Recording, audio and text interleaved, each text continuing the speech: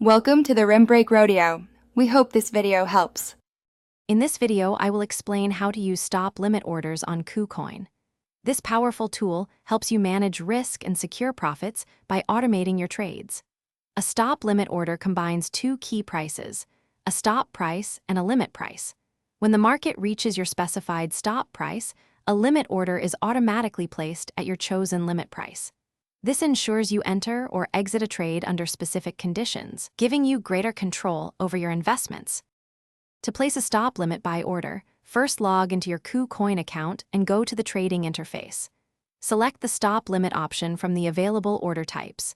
You'll then need to input your stop price, which triggers the order, and your limit price, which is the maximum you're willing to pay. Finally, enter the quantity of the asset you wish to purchase. This setup helps you buy at a favorable price once a certain market condition is met.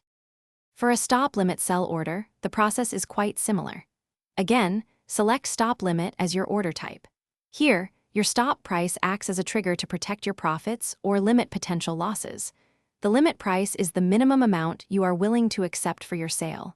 After setting these prices, specify the amount of cryptocurrency you want to sell. This strategy helps you exit positions automatically when the market moves against you or reaches a profit target. When using stop limit orders, always remember that the stop price triggers the order, but the limit price determines the actual execution price.